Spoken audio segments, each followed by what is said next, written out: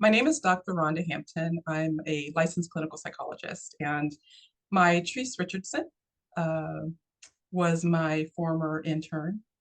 And the story goes that she went missing in 2009, and subsequently her naked skeletal remains were found in the canyons of Malibu. And her case has yet to be resolved. Her death is undetermined, and um, she would have been 39 years old. Oh my goodness. Yeah. Wow.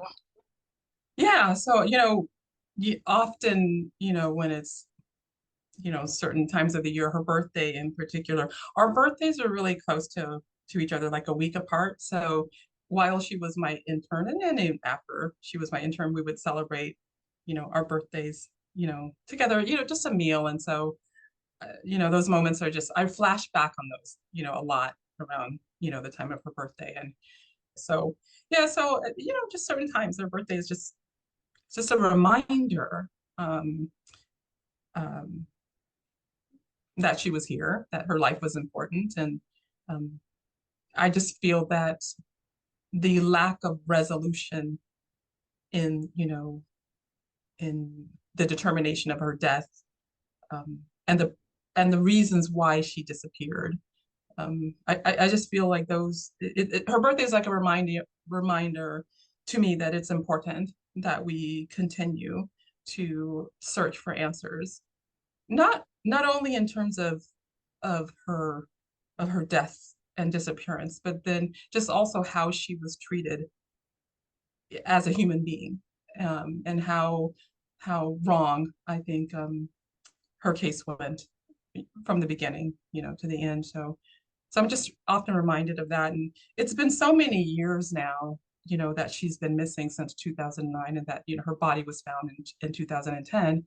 At this point, I really think that there needs to be a serious cold case team investigating what happened to her.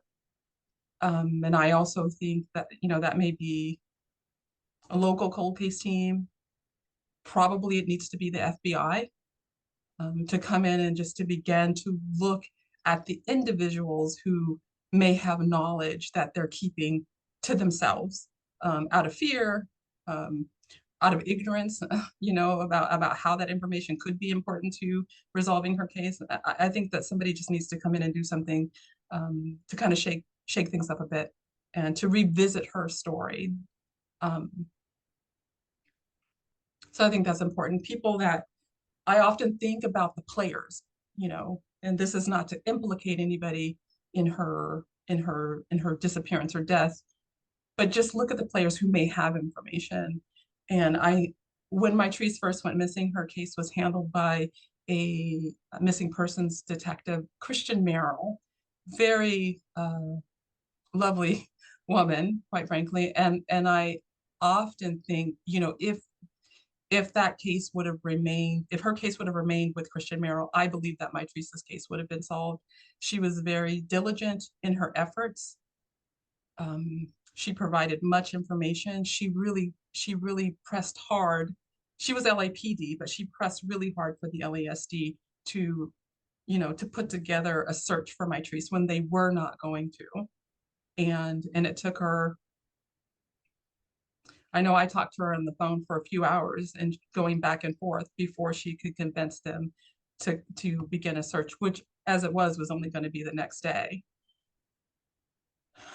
And so that would have been, they did the search on a Saturday. She was not at the search. I guess maybe only LAPD, LASD personnel were allowed to be there, but she was in contact with me through the search and getting updates. It was supposed to be a 2-day search, but it ended only after, I think, maybe 6 to 8 hours or something like that on a Saturday. So the second day didn't happen, and she said she really wasn't unsure. Really was not sure as to why it stopped, but it did.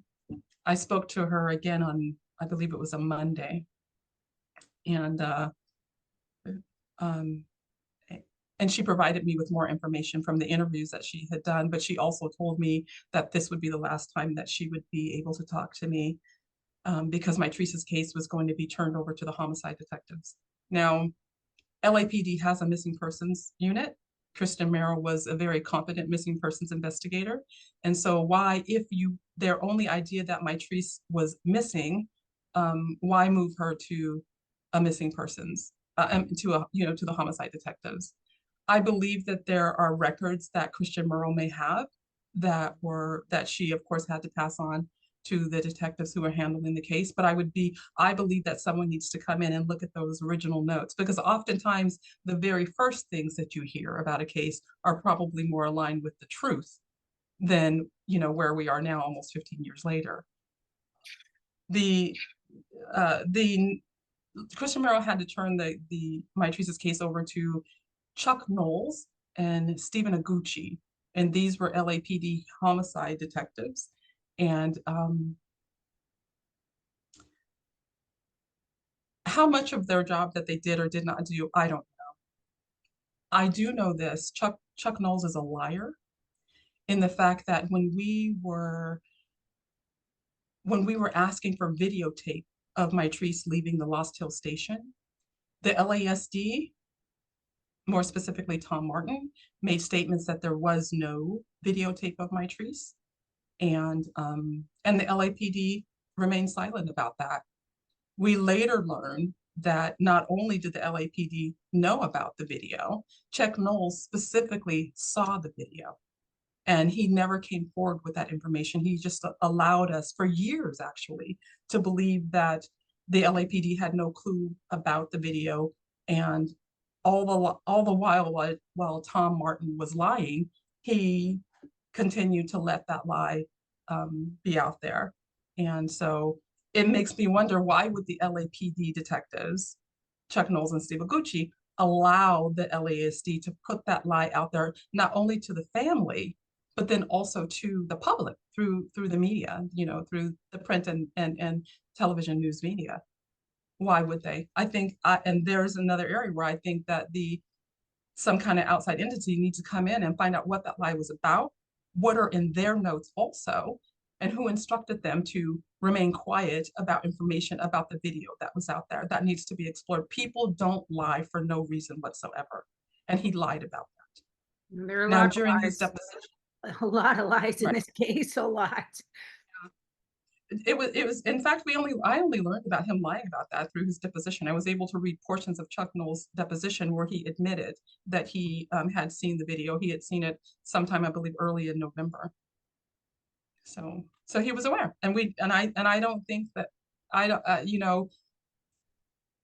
I don't know how much that is interfering with her case. What would have happened if that video was known in November, as opposed to waiting until later in January, whatever, when we found out?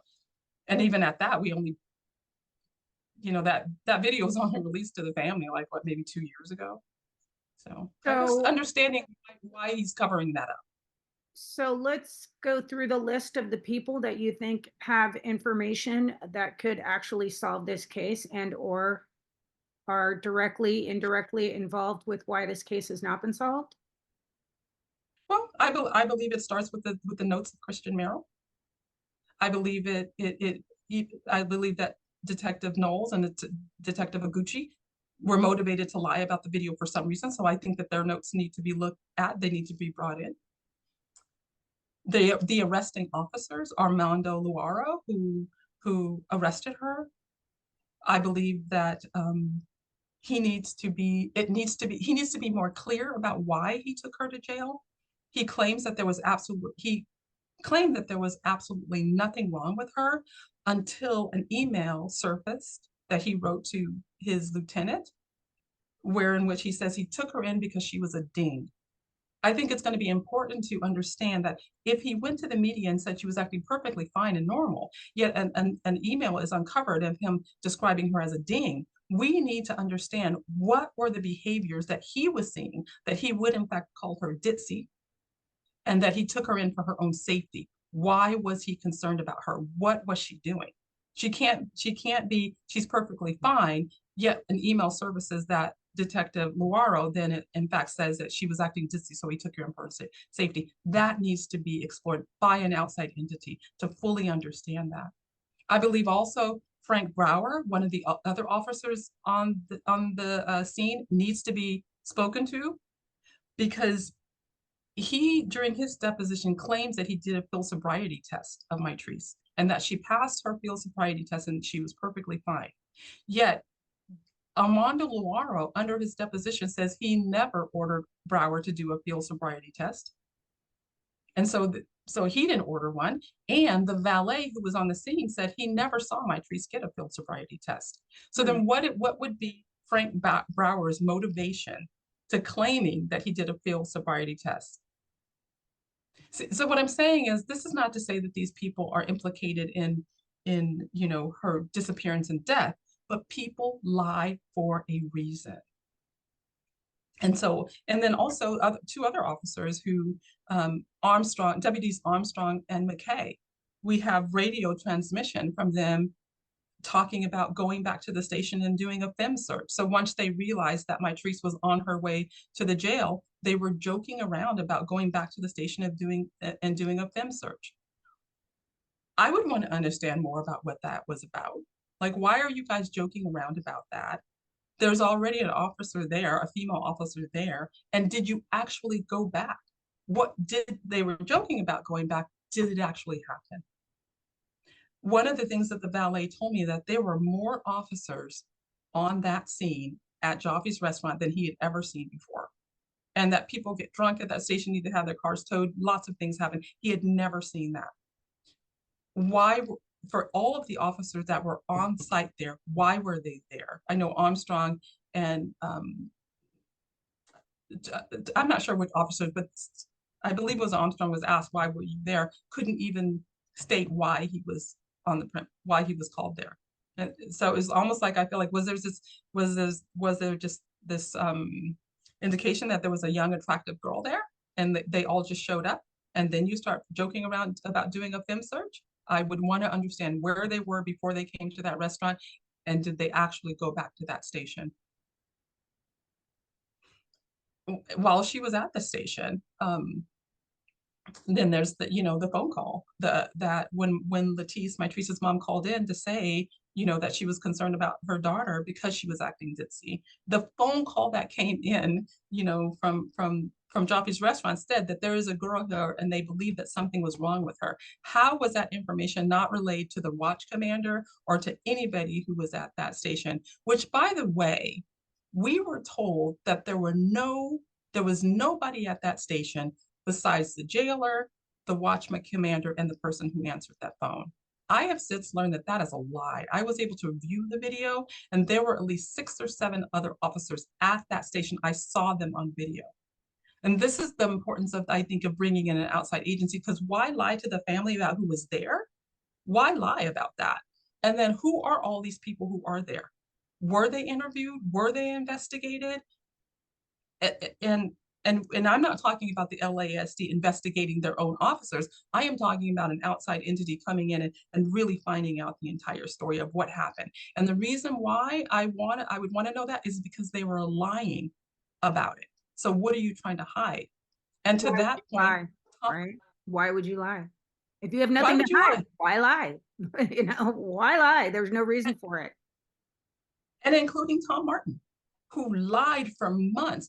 This man was not even on shift the day that Mitrice went missing, but somehow he got the word that she got missing, and he got up from his home in Oak Park, drove to the station, and took the video and hid it and lied about it publicly for months until sometime in January. Why lie about that? That is critical. That is important. And that man, by the way, has been accused, and it's only an allegation, but he has been investigated for raping somebody while he was on duty. So, but why lie about the video for that long? What are you hiding that you don't want someone to know? And all we wanted was the video of her walking out of the facility. And when he eventually admitted, while we were in a big meeting with Lee Bacum, when he had to admit that he had the video, he gets removed from the station under the guise of a promotion, which brings him to, now he works at, he started working at the main headquarters as a reward, I guess, or punishment, more likely, for his lying publicly and to the family.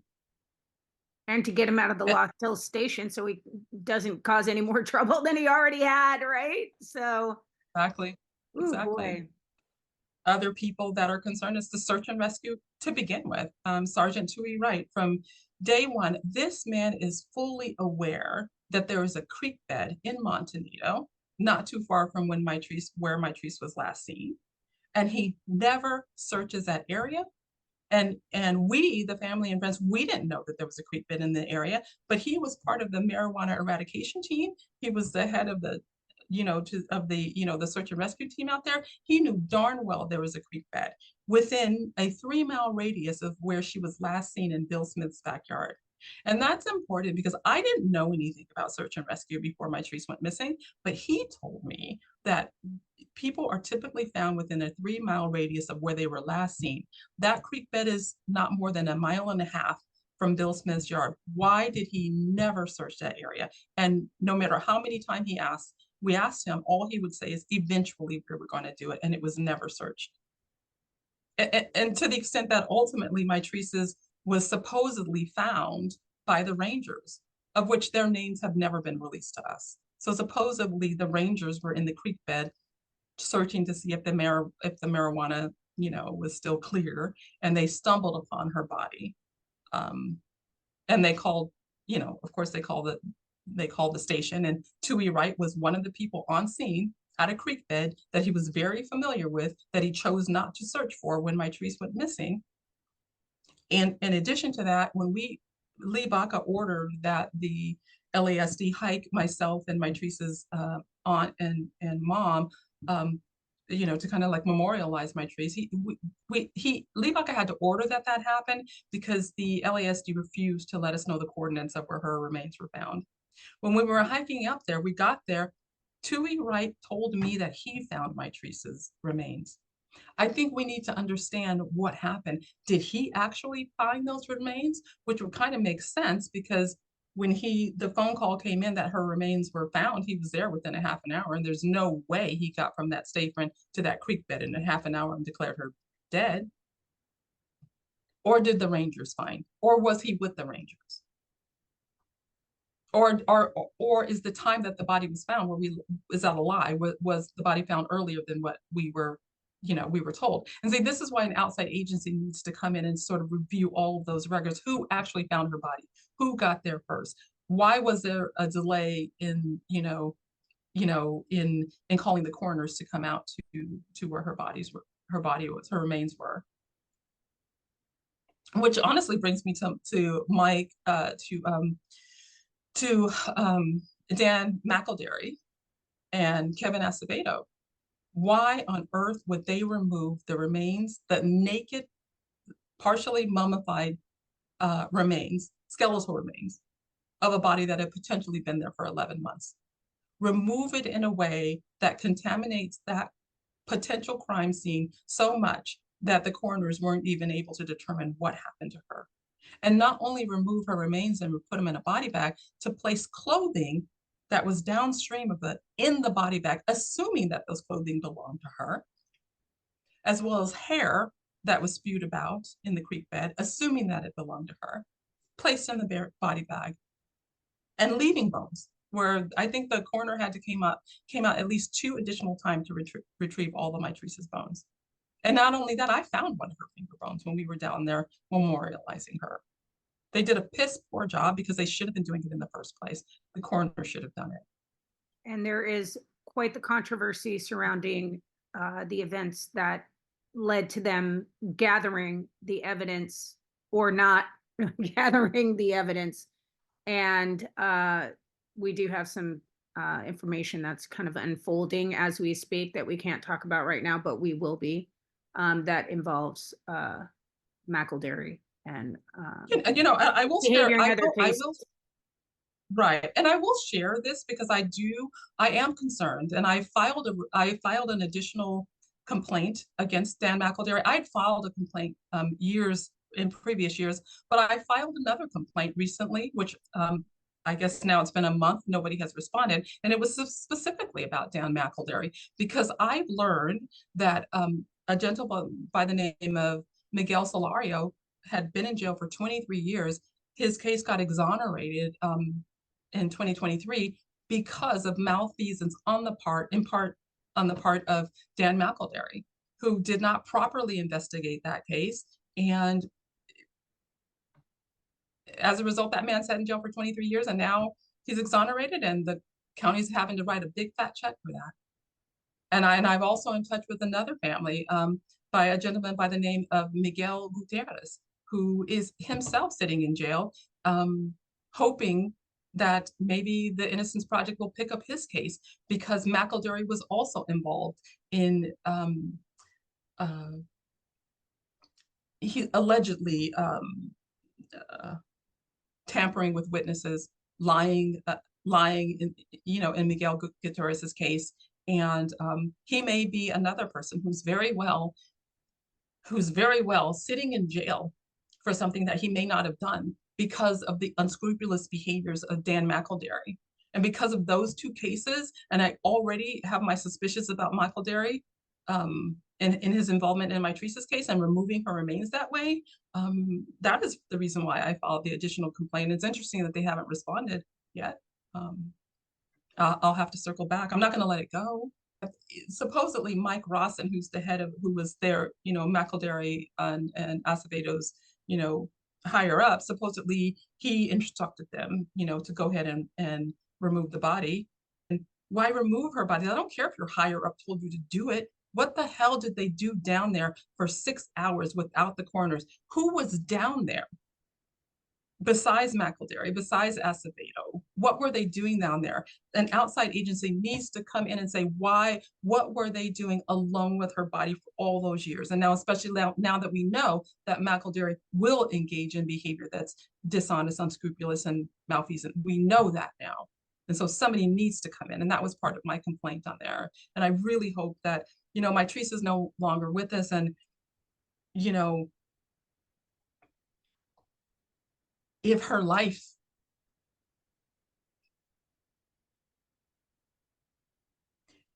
if the consequences of her life and death can help anybody, and to the extent that McElderry was involved in her case, I really hope that my complaint against him can maybe, open up to someone looking into the case of Miguel Gutierrez. It's heartbreaking for me because he is still with us, because Miguel Gutierrez is still sitting in jail. I don't know if he's innocent or not, but I do know that McElderry will engage in any type of criminal or any type of malfeasant behavior to get whatever it is that he wanted, was be it promotions or whatever. And I'd hate to think that this young man is sitting in here innocent. One of the things I also am concerned about, and this may have a bit to do with media, there have been a couple of podcasters that have covered Mitrice's case.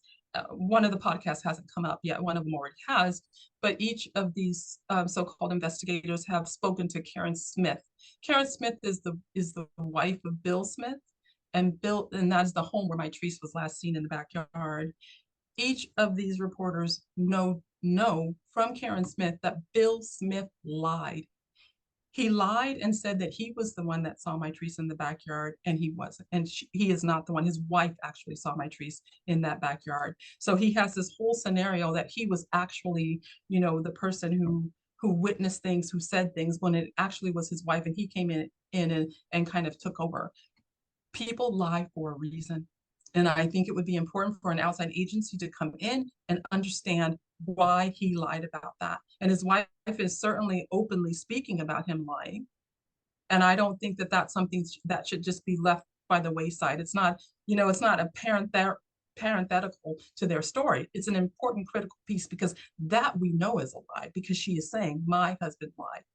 He died a few years ago, so he's not able to answer that. And maybe that's why she feels more comfortable speaking out. But I certainly think that needs to be explored.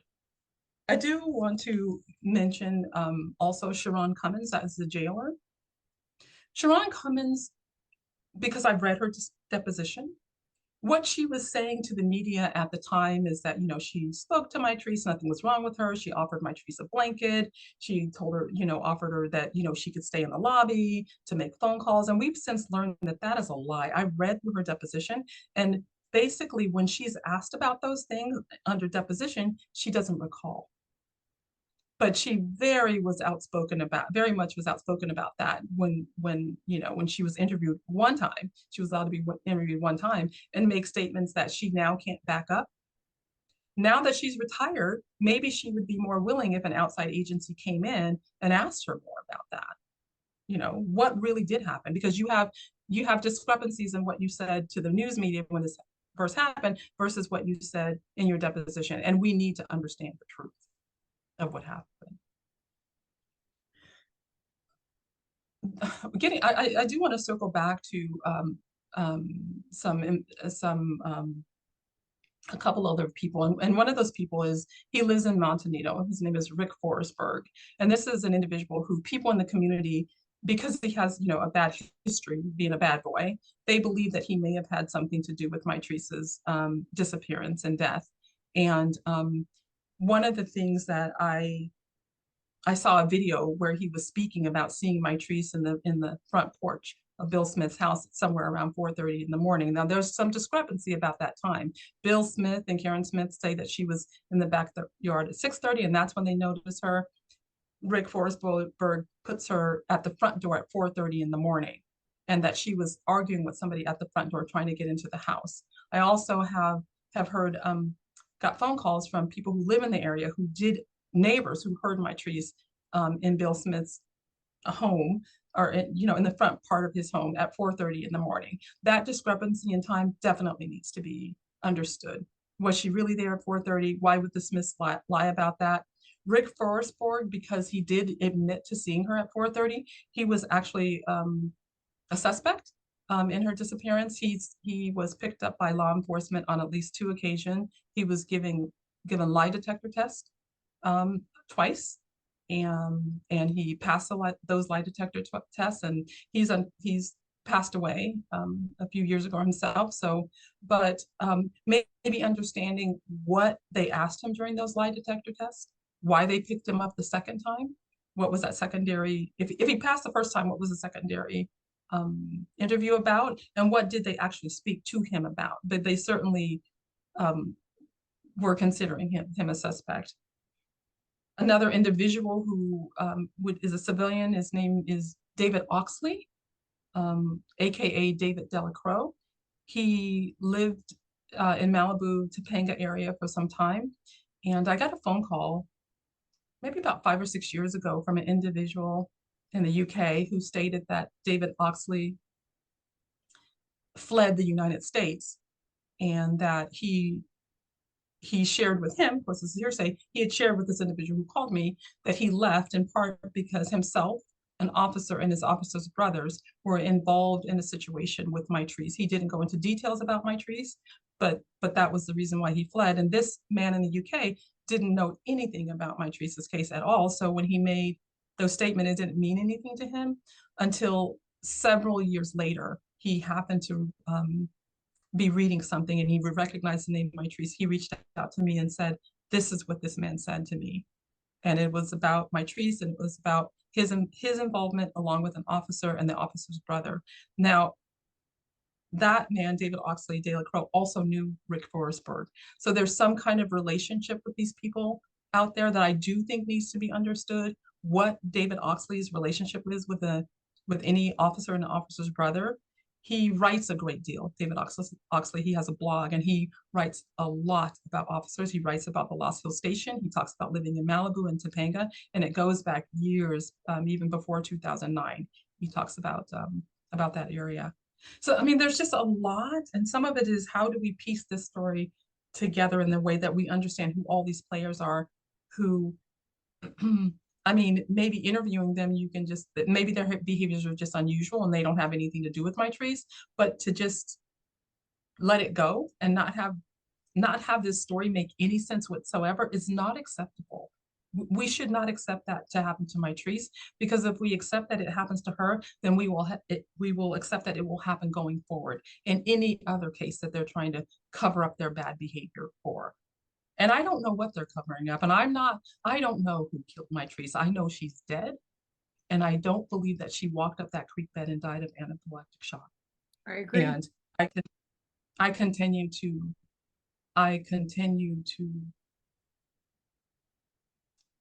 think about justice for her. And search for the truth, which is what we're doing right now. Yeah. And getting out this information and having people think about all these different people and what they've done and what their role in it in this situation is in this case for so long. And we're going on 15 years of not knowing what Yeah. transpired that night. It's unacceptable, completely unacceptable. And Yeah. so we're going to keep doing these videos with more information, just keep getting them out there and giving people visuals so that they can understand exactly what happened, where it happened, how it happened.